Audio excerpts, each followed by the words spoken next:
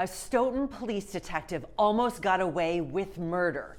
That's what federal prosecutors say in this new filing in the Sandra Birchmore case. They say it happened because of the way Canton police and state police, as well as the Norfolk DA, investigated a fellow police officer, Matthew Farwell. To remind you, Sandra Birchmore died in 2021. She was 23 years old, and it was originally called a suicide. But her family never believed that, and everything changed when the FBI stepped in. We're learning a lot about their investigation from this new filing from federal prosecutors, who are making the case that Farwell should remain locked up, held without bail until his trial. They say he came to Sandra's apartment, strangled her with a duffel bag strap, and then staged it to look like a suicide. And they say his DNA was found on that duffel bag strap.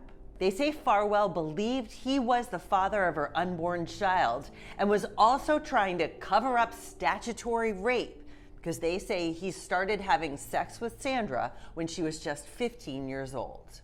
The federal prosecutors are now revealing a lot about state and local police missteps in their original investigation into Sandra's death.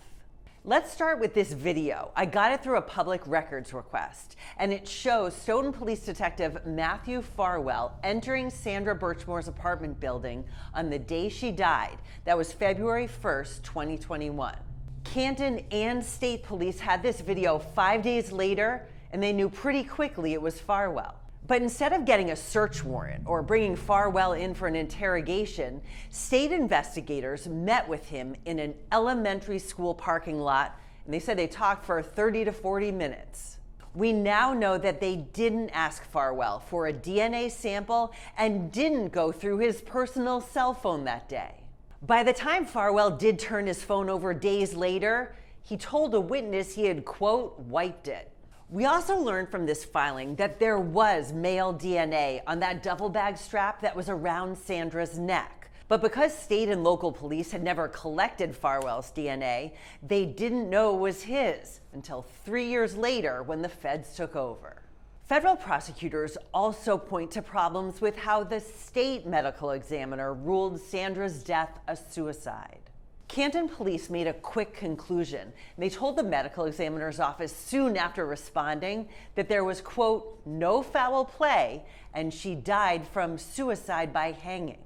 State investigators noted antidepressant medications were found at the scene, but they left out other evidence, including that Sandra was found with a broken necklace nearby, suggesting a struggle.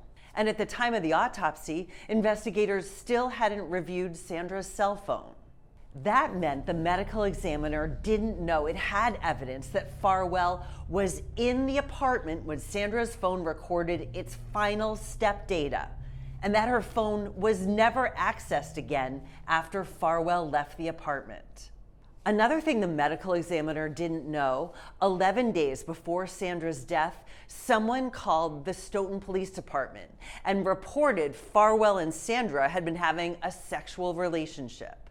And finally, federal prosecutors say the medical examiner's office also made a mistake. They say the medical examiner didn't notice an injury to Sandra's clavicle match the buckle of the knot found behind her head. Evidence they say Sandra could not have died in the position in which she was found. And we now know that duffel bag strap tied Sandra's neck to a closet door handle. The death investigation was originally led by the Norfolk District Attorney's Office, and it was closed by August of 2021. And it wasn't until Sandra's family and their lawyer convinced the FBI to investigate that Farwell was charged.